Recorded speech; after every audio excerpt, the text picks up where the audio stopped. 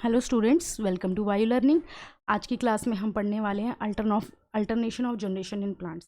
ठीक है, यानी हम यहाँ पर लाइफ साइकिल पैटर्न समझेंगे, लेकिन हमें अभी पहले ये जानना है कि अल्टरनेशन ऑफ जनरेशन क्या होता है प्लांट्स के अंदर। तो देखो यहाँ पर हमने एंजियोस्पर्म पढ़ा, जिम्नोस्पर्म पढ़ा, ब्रायोफाइट, टेरिडोफाइट, सबके लाइफ साइकिल्स देखे थे, है ना। अब उससे हमें एक चीज़ जो हम हमेशा देखते थे कि यहाँ पर हम बोल रहे हैं कि ये जो प्लांट बॉडी है ये स्पोरोफिटिक है ना। डोमिनेंट जो है फेज़ उसमें स्पोरोफिटिक फेज़ है जब हम लाइफ साइकिल देखते थे। जैसे एंजियोस्पर्म में ही हमने देखा था कि जो मेन प्लांट बॉडी थी वो कैसी थी, डिप्लॉयड यानी स्पोरोफिटिक थी।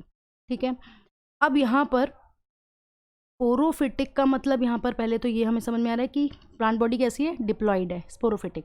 गैमेटोफिटिक का मतलब क्या हुआ कि प्लांट बॉडी कैसी है, हैप्लॉइड है। ठीक है, तो जब ये दोनों फेजेस, स्पोरोफिटिक फेज यानी एक डिप्लॉयड फेज और हैप्लॉइड फेज यानी गैमेटोफिटिक फेज, ये आपस में चेंज होती रहती हैं। ठीक है, आपस में चेंज होती रहती हैं जब, तो इसी को हम क्या बोलते हैं, अल्टरनेशन ऑफ जनरेशन।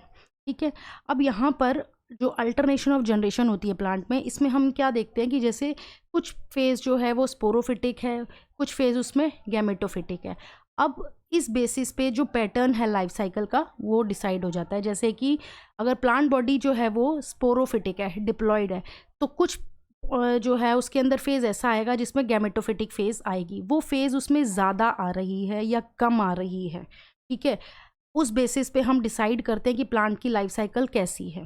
ठीक है, अब ज़्यादा और कम कैसे आएगी, साइटोलॉजिकली हम उसको देखते हैं। जैसे उसमें सेल्स का नंबर कितना है, अगर सेल का नंबर कम है, ठीक है, तो फिर वो फेस कम होगी। जैसे कि मानो कि प्लांट की मेन बॉडी कैसी है, स्पोरोफिटिक है, ठीक है, अब उसमें जो है वो गैमेटोफिटिक फेज भी आई, लेकिन वो बहुत थोड़ी आई है, रिड्यूस है। वो क्यों है, इसलिए क्योंकि उसमें सेल का नंबर कम है। तो उस बेसिस पे हम देखते हैं कि प्लांट की लाइफ साइकिल कैसी होगी, डिप्लॉयड, हैप्लॉयड या हैप्लोडिप्लॉयड होगी। ठीक है, तो यहाँ पर हम 3 तरह का लाइफ साइकिल पैटर्न पढ़ेंगे। तो अल्टरनेशन ऑफ जनरेशन क्या होगा,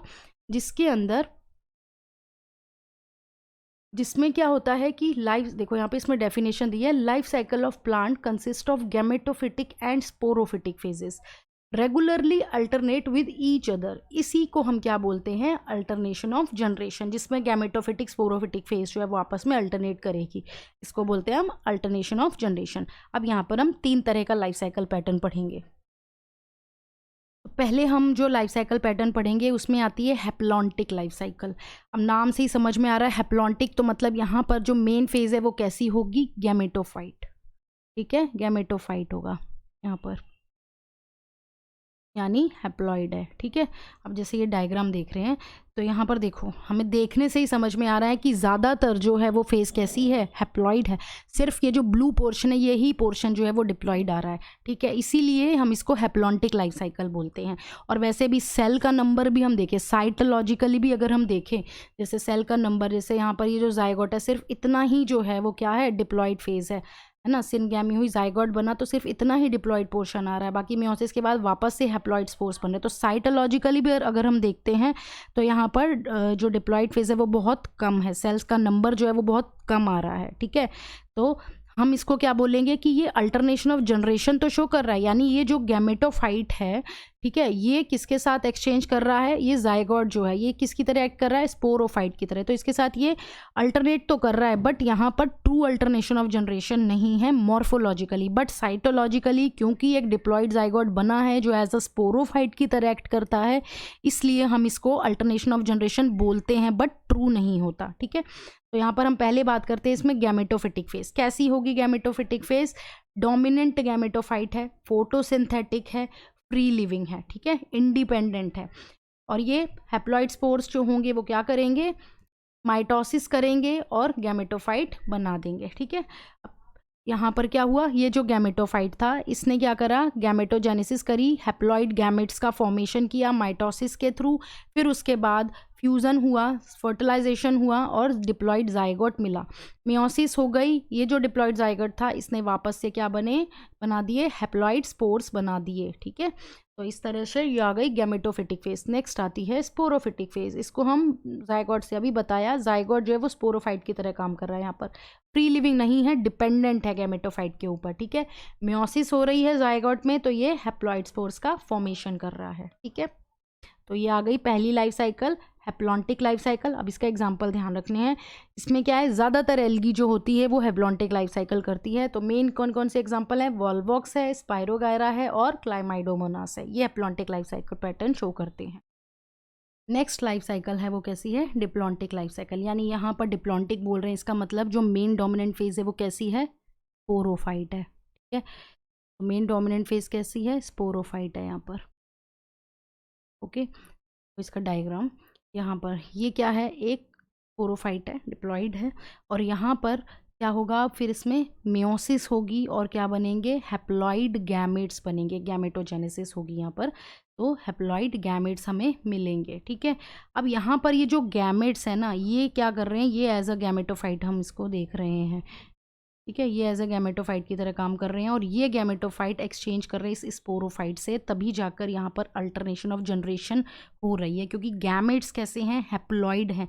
बट अगर हम ध्यान से इसको देखें तो देखो इतना पोर्शन जो है वो कैसा है, डिप्लॉइड है, सिर्फ और सिर्फ गैमेट्स बन रहे हैं, उसके बाद फ्यूज़न होने के बाद वापस से ये डिप्लॉइड बन रहा है। तो गैमेट्स के वजह से सेल का नंबर बहुत थोड़ा है, लेकिन है, इस वजह से यहाँ पर अल्टरनेशन ऑफ जनरेशन है, बट यहाँ पे भी ट्रू अल्टरनेशन ऑफ जनरेशन नहीं है। ठीक है, अब यहाँ पर देखो स्पोरोफिटिक फेज यहाँ पर देख रहे हैं कैसी है, डोमिनेंट होगी, फोटोसिंथेटिक, और कैसी है, इंडिपेंडेंट है, किसी पे भी डिपेंड नहीं करती। गैमेटोफिटिक फेज जो है वो कैसी है, सिंगल से कुछ हैप्लॉइड गैमेटोफाइट यहाँ पे हमें देखने को मिलेंगे, कुछ सेल हैप्लॉइड गैमेटोफाइट के। एग्जांपल्स जो हैं वो क्या हैं, एंजियोस्पर्म, जिम्नोस्पर्म और जो फ्यूकस एल्गी है वो इसके अंदर आते हैं डिप्लॉन्टिक लाइफ साइकिल के अंदर। लास्ट जो है वो है हैप्लोडिप्लॉन्टिक लाइफ साइकिल। तो लास्ट जो लाइफ साइकिल पैटर्न है वो कैसा है, हैप्लोडिप्लॉन्टिक लाइफ साइकिल। यानी यहाँ पर स्पोरोफिटिक और गैमेटोफिटिक दोनों फेजेस जो हैं साइटोलॉजिकली और मॉर्फोलॉजिकली जो हैं वो true alternation of generation show करेंगे। यानी सेल का नंबर यहाँ पे मल्टी सेलुलर रहेंगे, और देखते भी है ना हम, तो हमें दिख जाएगा कि यहाँ पर इक्वल लेवल पे हैप्लॉइड और डिप्लॉइड फेजेस आ रही हैं। ठीक है, तो यहाँ पर अब डायग्राम देखते हैं कि देखो हैप्लॉन्टिक जो है इसमें स्पोरोफाइट भी मल्टी सेलुलर होगा और गैमेटोफाइट भी मल्टी सेलुलर होगा। ठीक है, इसीलिए हम इसको क्या बोल रहे हैं, हैप्लोडिप्लॉन्टिक लाइफ साइकिल बोल रहे हैं। अब इसमें एग्जांपल देखते हैं। पहले हम बात करते हैं यहाँ पर किसकी, ब्रायोफाइट्स की। ब्रायोफाइट, जितने भी ब्रायोफाइट्स हैं ये हैप्लोडिप्लॉन्टिक लाइफ साइकिल शो करते हैं। हमें ध्यान क्या रखना है कि ब्रायोफाइट में प्लांट बॉडी मेन कौन सी है। ठीक है, तो यहाँ पर मेन प्लांट बॉडी क्या है, हैप्लॉइड गैमेटोफाइट। यानी यहाँ पर हैप्लॉइड गैमेटोफाइट जो है वो इसका डोमिनेंट फेज है, इंडिपेंडेंट फेज है, मल्टी सेलुलर है, थायलॉइड इरेक्ट है। ठीक है, और ये किसके साथ अल्टरनेट कर रहा है, ये स्पोरोफाइट जो है डिप्लॉइड, उसके साथ ये अल्टरनेट कर रहा है। और ये स्पोरोफाइट भी कैसा है, मल्टी सेलुलर है। ठीक है, बट ये शॉर्ट लिव्ड है, और ये या तो पूरी तरह से या फिर पार्शली जो है वो किसके ऊपर डिपेंड करता है, गैमेटोफाइट के ऊपर डिपेंड करता है अपने न्यूट्रिशन के लिए। ठीक है, तो ये हुआ ब्रायोफाइट्स का। अब हम नेक्स्ट एग्जांपल देखेंगे, टेरिडोफाइट।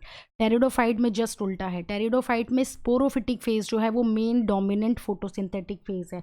इसमें जो प्लांट बॉडी होती है वो कैसी होती है, वेस्कुलर होती है। ठीक है, यहाँ पर ये जो स्पोरोफाइट है ये किसके साथ अल्टरनेशन शो कर रहा है, गैमेटोफाइट के साथ। यहाँ पर गैमेटोफाइट जो है वो कैसा है, सेप्रोफिटिक, ऑटोट्रोपिक, मल्टी सेलुलर। देखो स्पोरोफिटिक और गैमेटोफाइट दोनों ही कैसे होंगे, मल्टी सेलुलर होंगे, लेकिन जो गैमेटोफाइट है वो कैसा है, सेप्रोफिटिक, ऑटोट्रोपिक होगा और इंडिपेंडेंट है। यहाँ पर शॉर्ट लिव्ड है लेकिन इंडिपेंडेंट है गैमेटोफाइट। ठीक है, तो ये टेरिडोफाइट के केस में आ जाएगा।